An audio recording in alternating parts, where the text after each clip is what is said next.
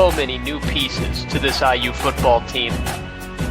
To me, that's going to set the tone on how you get ready for games on Saturday in the fall. I would put that Indiana room up against anybody else in the conference, and that's something that we typically don't even come close to saying. If you want to get total sickos committee about it, there's a position battle at long snapper too. This is the Hoosier Huddle Podcast, part of the College Huddle Podcast Network. All right, good afternoon. Welcome back to the Hoosier Huddle Podcast. I'm Sammy Jacobs. Along with me, as always, is TJ Inman, and we're here. We're going to recap Indiana's 38-3 beatdown of Alabama in the Rose Bowl, and then we'll get to the rematch between Indiana and Oregon in the Peach Bowl, a national semifinal game. But, man, what a performance by IU against Alabama. And we'll talk about the whole atmosphere at the Rose Bowl as well, TJ, because you went as a fan, and it was hard to kind of differentiate being a fan and being there for business for me. But it was rolling up the Rose Bowl. The rain kind of stopped just in time, but you kind of got a little misty-eyed rolling up to the Rose Bowl on that game, what it meant against that opponent, and then seeing there had to be at least 70,000 IU fans there. It was at least 80% IU fans in the Rose Bowl. So let's talk about your experience a little bit, and then we'll get into the game. I am tasked today with kind of verbalizing something that I'm still having a hard time wrapping my head around. It was a fantastic experience. Myself, my dad, and my two boys left here home for us, South Carolina, on Tuesday. Flew from Charlotte to LA, and it rained. Tuesday night, Wednesday. You said, okay, well, we're here. We're going to do what we can. You walk around, you see things, but the weather certainly makes that more difficult to do. But throughout that time, there was in our hotel, every sidewalk we walked down, every restaurant we walked into, a feeling of joy and excitement from, like you said, 80%, might have been more than that, IU fans just taking over the Pasadena, Glendale area. Get to, the Fan Fest on Wednesday, the free Fan Fest. That was an event for both teams, and it felt like an IU tailgate. And the IU band shows up at that and played for, I don't know what it was, 20 to 30 minutes in front of us. Again, not a huge crowd because it was still pouring down rain, but awesome to see them that close and be with fellow IU fans. And yeah, the rain sucked, but everybody again was just excited and happy to be there. You get to Thursday, like you said, you pull up to the Rose Bowl. We were able to see the parade. We waited until the IU band came by. Raucous, ovation and chanting along with the crowd that was there on the sidewalk. And as soon as the IU band goes by, we head for the shuttle, get over to the Rose Bowl. Walking around and saw some Alabama fans, but mostly Indiana. I heard one Roll Tide. Walking through the stadium pregame, I heard one Roll Tide. And I heard a couple from this young man, I will say, I don't know, maybe 22, 23, maybe just out of college. I don't know. Wearing an Alabama jersey, he walking around, chest puffed out, just talking loudly to nobody in particular that IU fans, you got a lot of catching up to do. Alabama has such and such national titles. You know, a lot about Alabama's history. And, you know, you want to chirp back. Nick Saban's not coaching this team. Alabama's past does not matter today. It's about the two teams that are on the field. But hey, let the kid have his fun, whatever. You go on. Again, mostly IU fans, overly positive, joyful experience. Get into the stadium. The rain has stopped. The field looks awesome. They're not letting anybody on it. The pregame festivities are canceled to take care of that field. All of that's understandable. Teams are warming up. There's just a nervous excitement for the game to get underway. We were able to get some pictures with the Hoosier Huddle guys that were there. That was awesome. Yep. And then the game starts. And, you know, it's a little back and forth at the start. Both defenses have their way a little bit. IU gets a field goal. When Indiana gets that first touchdown to go ahead 10-0, I personally felt a bit of a sigh of relief of, okay, they don't have anything for us. Oh, I got that on the fake, whatever clown show that fake punt was. Yeah. You know, and we'll talk about the specifics. The only thing that I want to say from an experience standpoint is a comparison that I've been trying to come up with in my head. It is an experience that I personally have not had at a sporting event, and I've been to a lot of them, not all of them. I certainly haven't. There's a lot that I have not gone to that I'd love to. It's an experience I have not had at a sporting event, and the only way that I've been able to compare it in my head is a religious experience. I'm a Presbyterian Christian. My church, 125, 130 people, small church, traditional hymns with a piano, a violin, and a guitar. It's not a rock band. When we worship together as a church, there are times when it's beautiful and whatever it is within you is stirred to emotion, right? You tear up a little bit. I'm not bawling, but I tear up a little bit and cry. And as Indiana's fight song was playing, and this occurred when Indiana, it was in the second half, and I believe it was after the Elijah Surratt touchdown. The outcome was not in doubt whatsoever. Alabama fans had begun to filter out. And standing there with the feeling setting in that IU was going to be Rose Bowl champions, the IU band was playing the fight song, and the IU chant at the end of the fight song echoes around the Rose Bowl as it had done previously with every time they did it. I got that same feeling that I have had from similar experiences in church, an overcome with emotion feeling that I have been unable to adequately put into words, and I'm probably not doing it now, but it was a culmination of years of fandom and memories, most of them painful, right? From just a sports standpoint.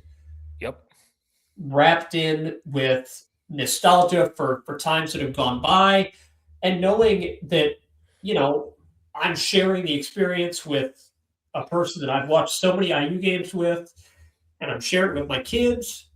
It was special. It really was. Yeah, it was 1,000% special. I would use the word, it was almost like an exorcism of all these demons of IU football, and they just got washed away. And it's been 2 years of that. But that second half was a celebration. That the entire second half was a joyous celebration from Indiana fans. There was no nervous feelings.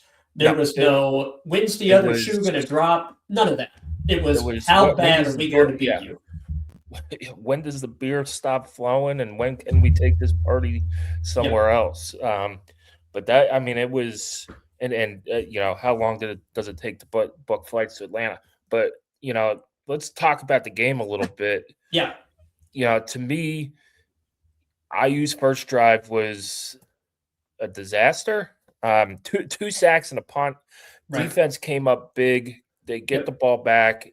IU gets the ball. I think it was at the 3-yard line, and they just marched down the field. It was a 16-play drive that ends the quarter, and I think the only reason they didn't score a touchdown was because the helmet communications went out.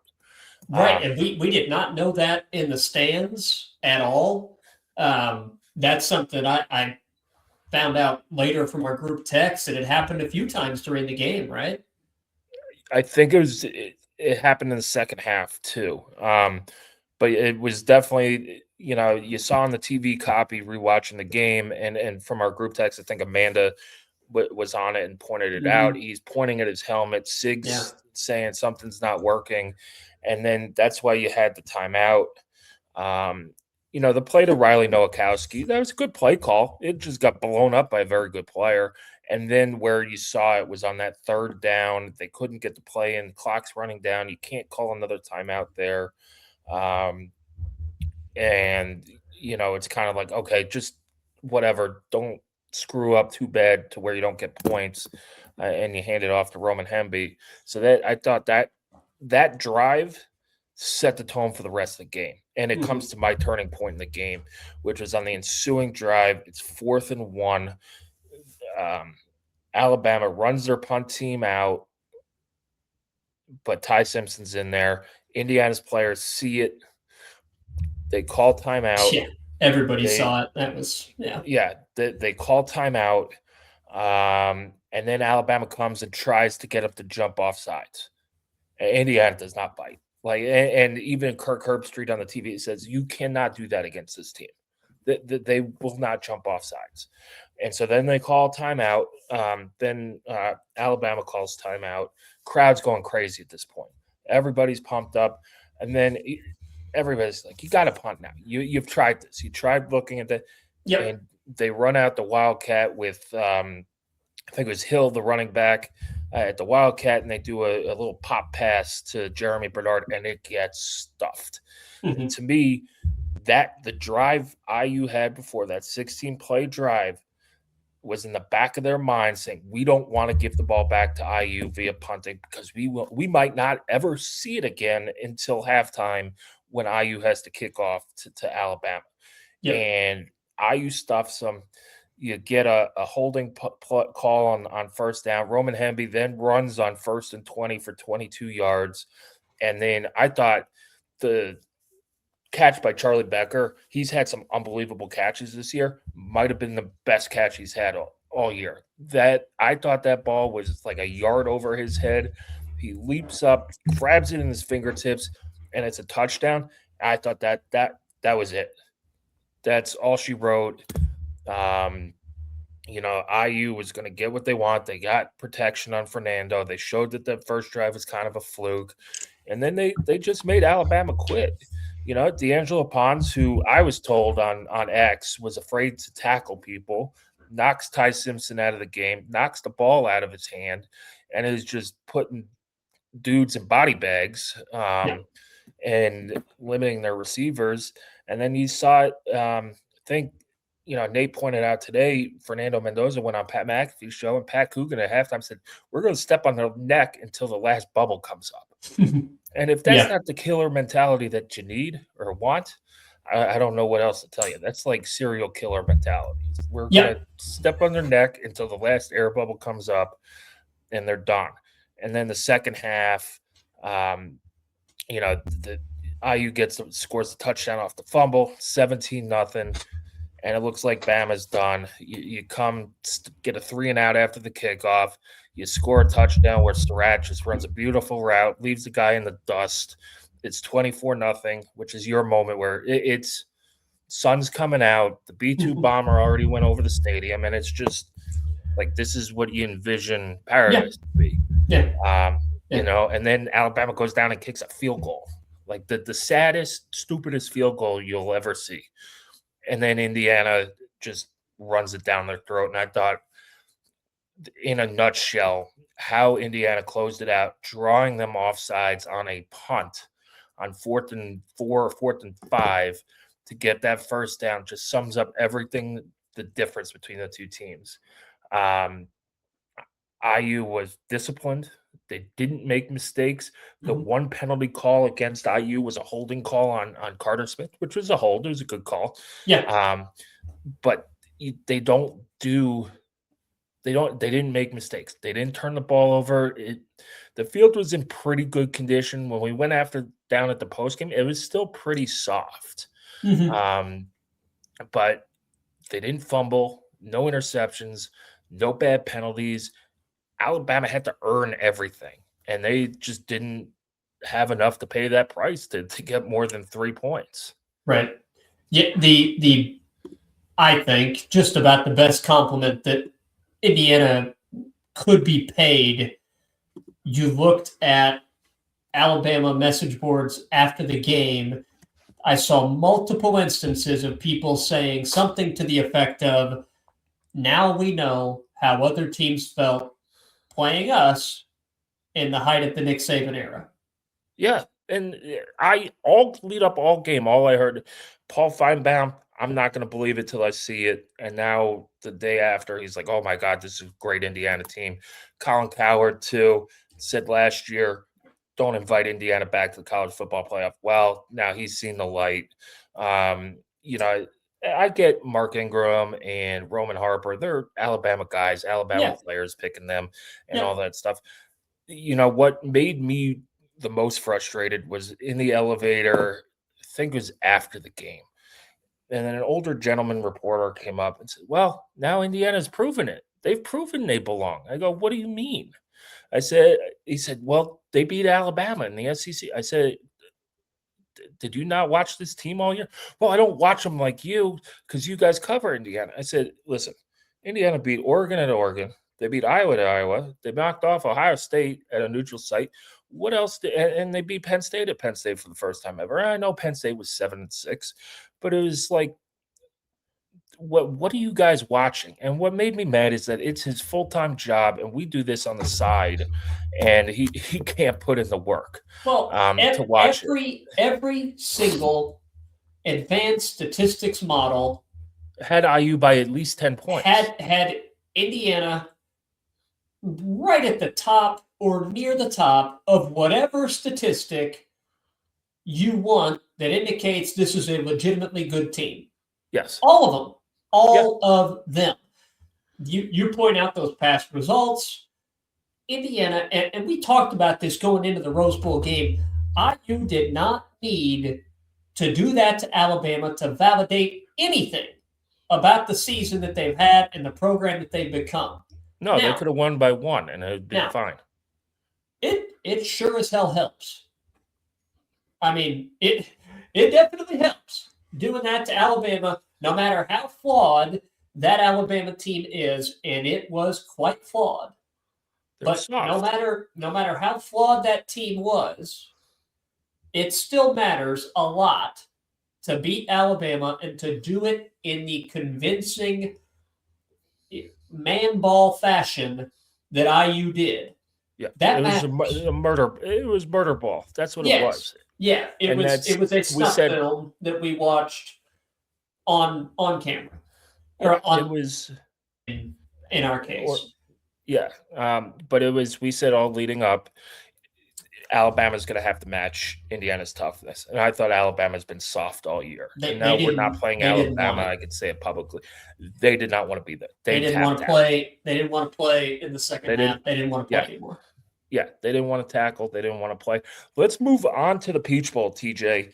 But one additional Rose Bowl point. I thought it was really cool that Pat Coogan got the offensive MVP, and I thought it was really cool that D'Angelo Pons got the defensive MVP. Pons, I feel like gets a lot of attention, but still nice to see him get recognized when it typically would go to, oh, this guy got 2.5 sacks, or this guy led the team in tackles, or whatever.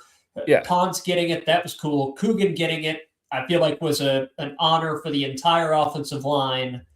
Well, that's what Coogan's Herb the Street one, said but after, I think yeah, yesterday on X, was that he wanted to do it like the whole offensive line, right, but right. he was told that you have to pick a single individual. So he picked Yes, Pat Coogan, yes, which to see how the players reacted with him on stage was awesome. One, I right. think it was a total fake out of everybody because everybody was already going over to Mendoza. He Yeah, set all sorts of records, and then Pat Coogan wins, and they all rush over to Pat Coogan. yeah, And we said it at the beginning whenever Pat transferred to IU. We said he's the most underrated, under talked about transfer. yeah, Everybody's going to talk about Fernando and those guys, but Pat Coogan was the key transfer for this team. right. He allowed the offensive line to get back to their spots, and that's another point I wanted to talk. Last point on the Rose Bowl, the offensive line with Johnny and having Khalil Benson healthy and all that stuff. They're allowing them to do different things. You had Yeah, Carter Smith line up as a fullback they on did. one of the plays, and it's Several now heavy package offensive plays that they brought in an additional offensive lineman. Yeah, yeah. it just I thought opens up. It we opens up your playbook. It opens up a lot of stuff. It yeah, was, and I knew there was an offensive lineman on one of the plays, but from where we were sitting, I just couldn't tell the number until I went back and watched it on TV. I was like, man, they moved the offensive Big Ten offensive lineman of the year and put him at fullback to just mhm, bulldoze people. How much trust do they have in Zeb Mikulski, Khalil Benson, and a Johnny yeah, to fill in there, to yeah. not to say, hey, you could spell Carter Smith for, even if it's just a play, the tremendous trust to get in there. So that was Yes. Yeah. And awesome. ESPN gets a lot of criticism from fans, from IU people. I totally get it, but I just, good job by Kirk Herbstreit, Kirk Fowler. I thought that was cool and a good job by them. I think they did a nice job on the broadcast. I I don't know, Yeah. just a way to go for somebody that usually only gets to hear the critique from IU folks. So Yeah. that was cool. But you're right, on the Peach Bowl, because the Rose Bowl, as big of a deal as it is, it was a college football quarterfinal game. So now we're in the Final Four. Yep. Indiana taking on Oregon in Atlanta. Oregon knocked off Texas Tech 23-0 in a game that the vast majority of IU fans in Pasadena did not see. I watched it after the fact when we got home. It looked like nobody was there. I started to watch that game last night, Yeah, and I caught bits and pieces of it live. Like the drone, the sky cam shots, like the upper decks. I'm curious to see how many Oregon people traveled down to Atlanta. I know on X that somebody, an IU account, posted the link to buy Oregon's allotment of tickets, right. and I think within 24 hours of him posting it, they sold out. So Yeah, I yeah. expect a lot of And IU fans down in Atlanta. that's a second straight cross country long road trip. That's tough on the wallet. It's tough on people's time. I completely understand why Oregon fans would not be able to pull the trigger on that. But what did you think about kind of the score line versus the stat line versus what your eyes might have seen? How do you think Oregon feels coming into this rematch with Indiana? I know that a lot of their players said this is what they wanted. They wanted a chance to get back, get revenge for that loss that they had in Autzen Stadium.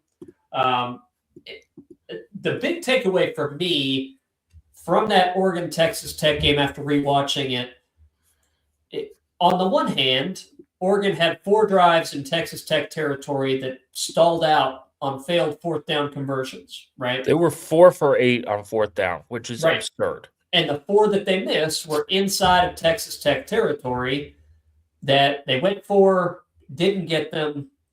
So you could say, well, it could have been 35, 38, 42-0.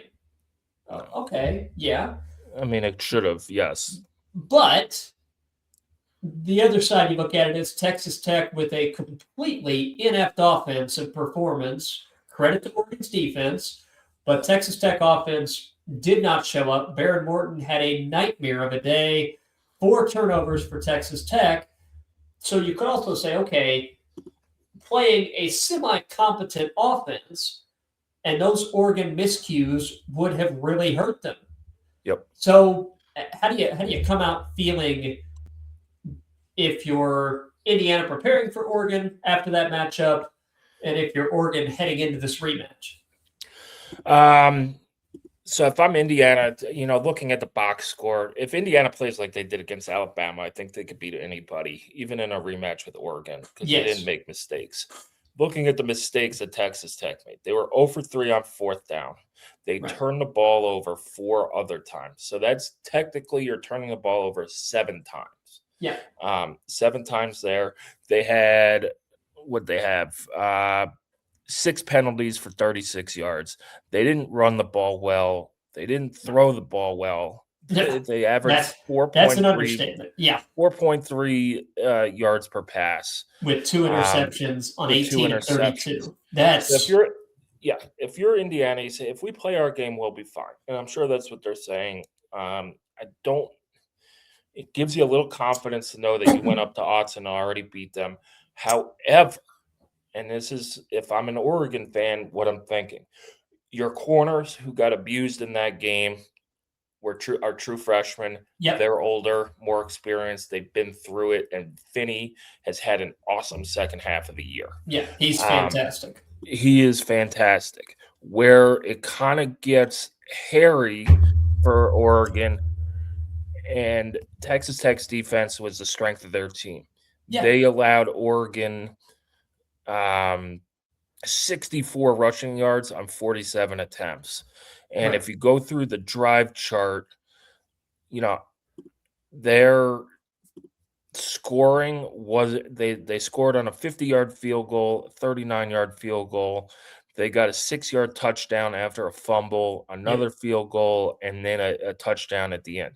So it was a game where if Texas Tech had any offense, probably is in it, and Oregon they just kept tacking on. You know what this was? This was a baseball game where the other team's making errors, and you score 1 in the 1st inning, you score another in the 4th inning, 2 in the 5th, maybe 1 in the 6th, and then 3 in the 8th. And all of a sudden, a game that's felt kind of close early ends up being 9-0 or 8-0. Right. And that to me was the feel of that game. Looking at and watching it, it felt like Oregon was getting chunk plays but struggling to get big shots. The longest play of the day for the Ducks was a 27-yard reception for Jaden Lamar. They had a couple of other plays of 20+, one to Malik Benson, one to Jamari Johnson. It still, to me, does not look like DeCorian Moore is 100%. And this is a pretty quick turnaround. I don't expect there to be a major change in the status of guys after, coming off of a game against Texas Tech, particularly Evan Stewart. We continue to hear Evan Stewart's close. He's close. I mean, is this Jackson Smith and Jigba close? Yeah. He's been close for a while. Yeah. And I think that if he plays, I'd be surprised. If he plays and is in any type of game shape and game rhythm, I'd be even more surprised, right? Give that strength and conditioning coach a big raise. Right, yeah. You look at the way that they ran the ball, and they were semi-effective with their running backs against Indiana, as well as anybody has done this year. But against Texas Tech, and I do think IU's run defense has improved since they played Oregon, against Texas Tech, Davison averaged 2.8, Whittington averaged 2.4, Dyer Hill averaged 2.6, Jaden Lamar averaged 1.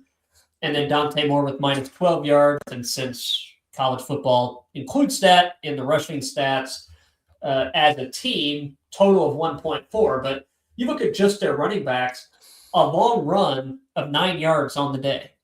Yep. They were unable to get anything explosive on the ground and really failed to hit big plays through the air as well. And that's a big reason that they were unable to put together sustained drives, because eventually you keep hitting those little 5-6 yard plays, but they couldn't sustain it over the length of a whole drive. You can say that Texas Tech's defense may be up front a little better than IU's, or IU's is a little better. They're comparable. Indiana has seen Oregon's offense and the speed that Oregon has. Texas Tech had not. And still, Oregon was unable to really take the lid off of that defense. Yeah, I think the surprise about, the surprise of the speed when you play Oregon, and the surprise about how good IU's defensive line is when you play them for the first time, both of those kind of go out the window playing That's right. before. That's You're not going to get surprised because Tyreek Tucker is an absolute fire hydrant, or Mario Landino's quick off the ball, or some of the looks that Bryant Haynes can throw at them. There's no surprises with this game. I don't know unless the coordinators know. Oh, and yeah, speaking of coordinators, exactly. And I think this is an under talked about point here, and we'll talk about the transfer portal too, because it plays into this. Yep. Oregon's coordinators are taking head coaching jobs elsewhere. Their defensive coordinator is going to Cal. Their offensive coordinator, Will Stein, is going to Kentucky. Yep. Right now is huge for those programs because the transfer portal opened on January 2nd. And how are they trying to run that program and run the offense and defense? It is something that, Oregon fans have been awesome on Twitter, and I appreciate their grade school banter, where I think the best one I saw today is them trying to make Fernando Mendoza talk about dinosaurs for 30 minutes so they can to get a bunch of delay of games. But that any other fan base is, if IU beats them, they go, well, our coordinators weren't locked in because they were running other programs. So that's something that Dan Lanning's not going to address. He's not going to, because I asked him about the calendar and travel and all that stuff. He said it's not bad, and him and Sig just had a laugh about it. So I think they like each other. They're which is kind of weird to see. Yeah, they're two of the most psychotic coaches out there in a good way, and I think they have mutual respect for each other because they both came up under Saban. They both know those rules. And Sig gassed up Lanning, and Lanning's going to gas up Sig on the other side. So I think that's going to be a wash. Nobody's going to disrespect it and give something to the other to put on bulletin board. But that's something to watch, is how, and it's hard to put tangible evidence on it, but how does your two coordinators trying to run other programs during the transfer portal opening affect game prep and focus? Yep. And what new wrinkles can you put into the game plan that the other team did not see the first time around, right? That they'll be unprepared for. I think that the majority of IU fans would say, hey, we'll put our guys up against anybody on the coaching staff. That's certainly understandable. Will Stein and Tosh Lapoy and Dan Lanning, that's a fantastic trio as well. So that's a great matchup. Yeah, their attention's divided. Absolutely. There's no way it could not be. They would not doing their new employer like their primary. They're not doing themselves any favors either, because you have a lot of these. Yeah, your future's at stake, and the patience, because of the success IU's had under Signetti, there was no patience Does not Doesn't exist. Yep. So So yeah, that's going to be an interesting thing to watch. Yeah, it's a built-in reason, a built-in excuse, however you want to put it. That's a factor. Is it it's going to something. matter? All kicks off. We don't know yet. But No, and I it's hard to tangibly put, yeah, say, hey, that is because the coordinators are trying to run other programs. It's another impossible to say. another potential just storyline to watch for if Dante Moore chooses to go to the NFL draft, which is up in the air. Again, this is a battle of, we talked about when these two met, a Heisman Trophy preview type thing. Well, Fernando won and was the eventual Heisman Trophy winner. A potential number one draft pick battle on the line here as well. Yep. That doesn't really have an impact on the outcome of the game, but it's an additional storyline to consider. If Dante Moore goes, who do the Raiders prefer, right? Which of these two guys do they end up leaning towards? And does the performance in this game have any bearing on that? But it's a fantastic quarterback matchup. Two guys that are going against really good secondaries, really good defensive fronts, trying to find ways to move the ball without having that, catastrophic turnover and putting the other offense at an advantage. Yeah. So that's a huge one to watch. And I thought Fernando played a lot freer now that the Heisman Trophy talk was, kind of wrapped up, because he won it. The pressure seemed off. His focus seemed there.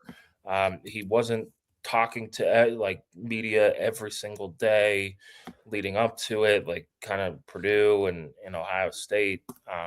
He made such good decisions when to run the ball, yes, where to run the ball, and when to stay in the pocket and let a play develop and find your guy. Right. Yeah, and then obviously the accuracy was there during the game, but I thought his decision making was fantastic all day. Yeah. Yeah. And the two incompletions, one was a pass breakup, and then the other, it was complete to Nowakowski, except a giant hit knocked it loose before, it was ruled a fumble, which was nice. So let's get to key matchup, TJ. I think in the first game we said Indiana's wide receivers against Oregon's defensive backs. That is going to be a matchup. I don't really want to recycle it all that much. But that is one where what did Indiana's receivers learn in the win against Oregon, and what has helped Oregon's defensive backs after that game grow as freshmen? Mm-hmm. So I do think that is a key one. And then, can both defensive lines get pressure on the quarterback? Yep. That's mine right there and I was going to go with just IU's defensive line against Dante Moore and Oregon's protection. I think that you could obviously extrapolate that out to both teams, but Texas Tech was able to get 9 tackles for loss and only 2 sacks, but they were consistently able to at least pressure and affect Dante Moore. That was a reason that Oregon was unable to hit a ton of explosive plays, right? They didn't have a lot of time back there for those plays to develop. And then Texas Tech did a really good job, as you always have to against Oregon, tackling after the catch. Oregon's offense is predicated on getting the ball quickly to receivers and letting them pick up yards after the catch, believing that their scheme, their speed, their athleticism from their playmakers will be better than your tackling on the perimeter. Indiana, which I thought, awesome job against Alabama. Yes, an awesome job. There were no yards after contact. Basically. Yeah, we said the same thing going into the Rose Bowl. That's something Alabama's going to try to do as an extension of their running game, and that's exactly what they tried to do with a number of very short screen passes, tunnel screens. Nothing. Indiana gave them absolutely nothing. They're going to have to do the same thing against Oregon, who's better at it than Alabama is.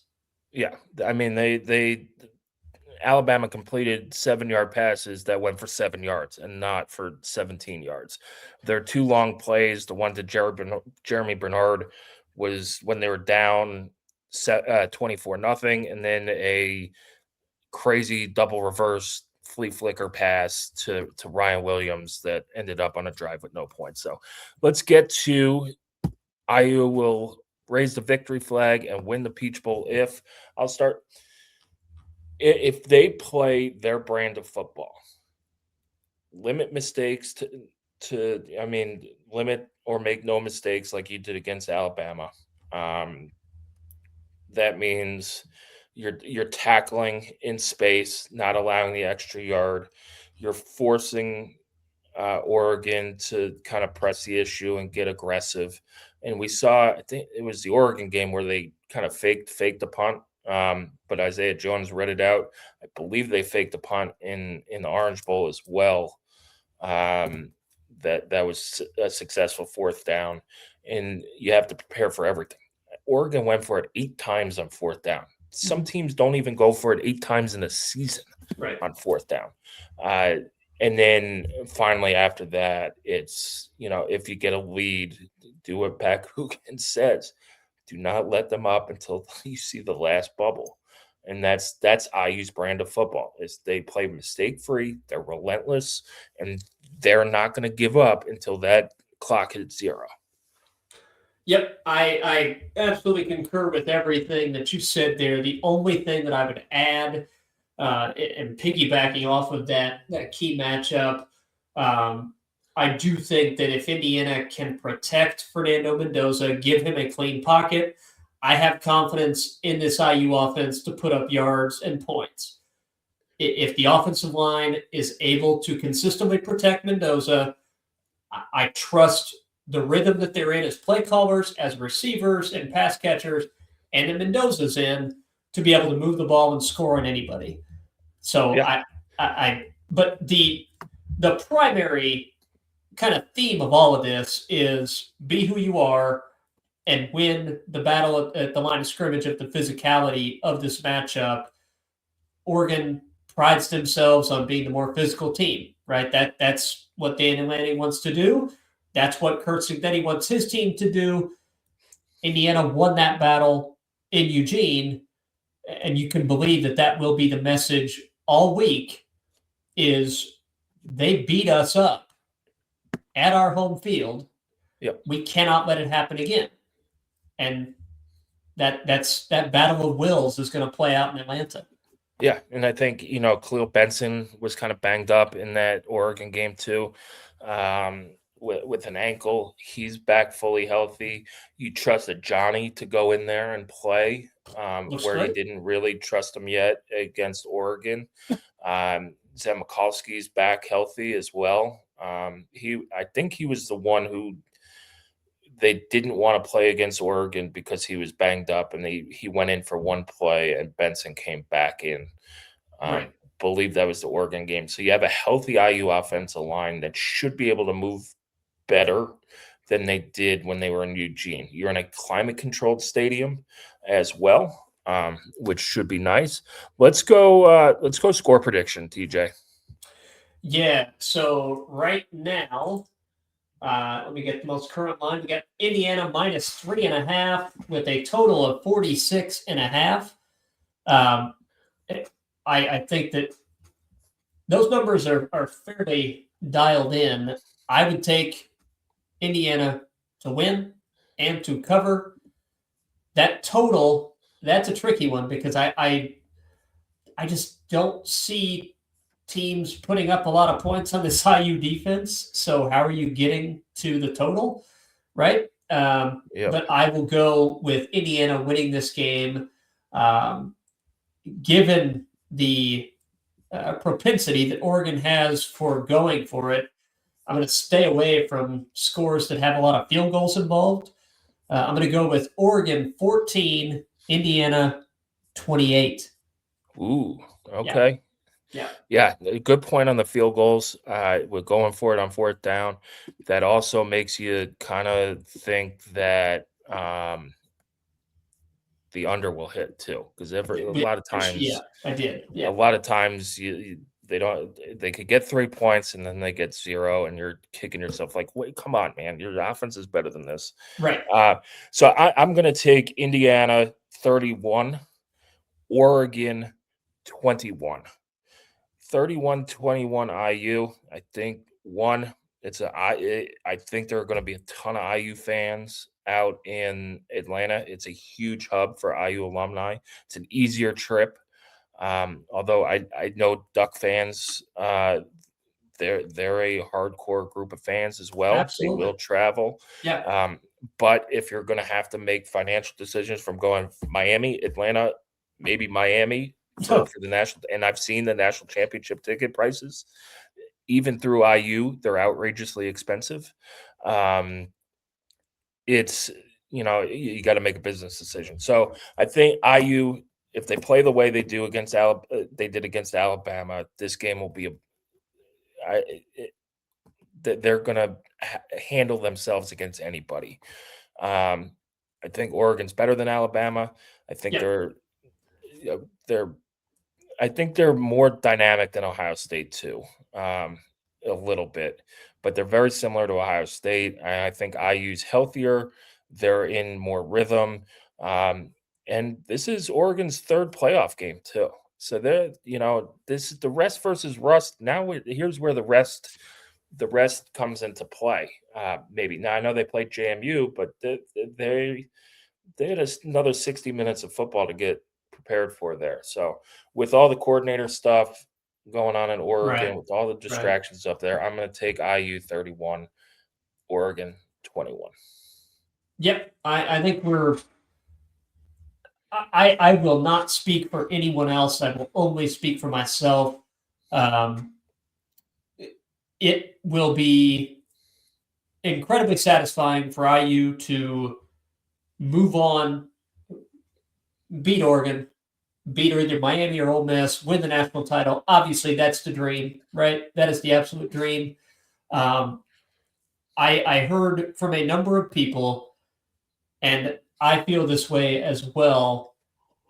The feeling that I had of joy and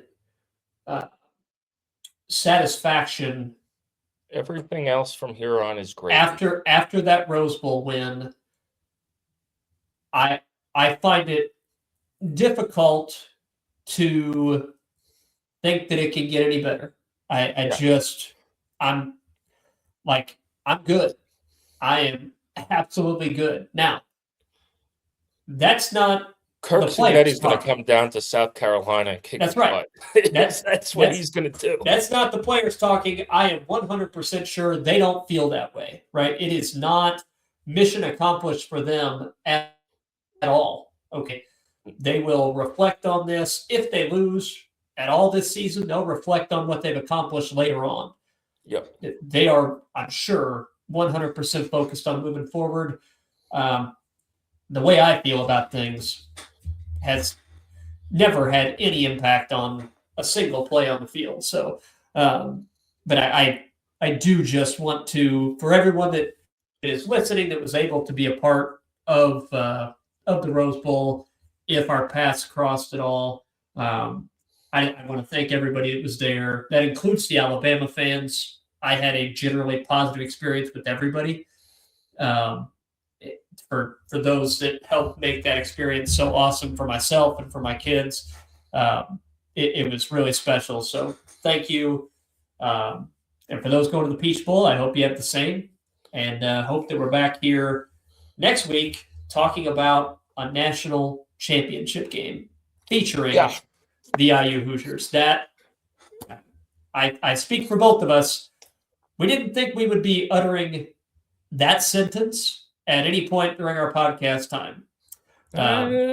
Yeah, I believe I said if Fernando Mendoza was the number 1 pick overall, IU might be going to the national title game, and he'll win the Heisman, and they'll be undefeated and the number 1 team in the country. But yeah. I won't toot my own horn all that much. You did. I meant when we started, doing the show. Oh no, it was like, hey man, let's get to the Pinstripe Bowl. Yes. or and whatever, then the we'll Motor City, then we'll throw the a celebration. the oil Like change bowl. where we're at now is so far beyond our wildest dreams that Yeah. it's really, really special.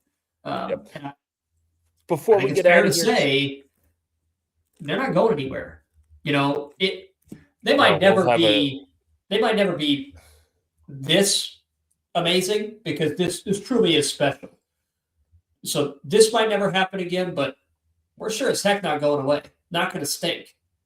no, this is, Anybody hoping for once that, once can you get into a tournament bet style thing, all bets are off. Right. You thought Ohio State could win it again, but there's no reason that IU can't make it back to the playoff next year, especially with That's the right. portal. But before we get out of here, TJ, some housekeeping things for IU fans. IU will be handing out rally towels tomorrow from 5 to 6:30 at Assembly Hall on the South Lobby. Individuals are permitted to get up to 2 rally towels. And then please check the IU football social media for updated information and or time changes should that happen. If you've received a ticket from the IU official allotment, a rally towel will be placed on your individual seats at Mercedes-Benz Stadium. So you don't have to go wait in an absurd long line like they did at the Rose Bowl. If you have a ticket to the game that you got through IU, they will have a towel on your seat. So that leads me to believe that they might not be handing out towels at the Fan Fest like they did at the Big Ten Championship game, but that's there. Also, the transfer portal. Indiana has they have 7 players incoming now.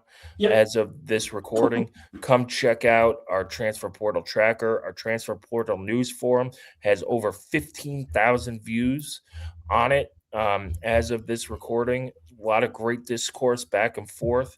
And then, of course, come back to HoosierHuddle.com. We have all of that. Our gear stores up as well. We do have custom shirts, B-Town over T-Town, and then another one with the Tide rolled through our gear shop. Proceeds do go and help support the site. They are high-quality stuff from BSN Sports as well. And then keep coming back. We'll have everything from Atlanta on Friday night at 7:30. The game is on ESPN. We'll have pregame, postgame coverage, and all of that, as well as coverage of the transfer portal. So keep coming back. You can subscribe today, $3 a month, $30 for a year. If you just want to test it out, get it for the month. There's also a free option, which gives you access to the forums. So if you like what you see with the free option, upgrade to paid subscription. You get IU Reactionaries preview and review articles on there, as well as some high-level analytic articles as well. TJ, enjoy your work week and look forward to the Peach Bowl. So that does it for today's podcast.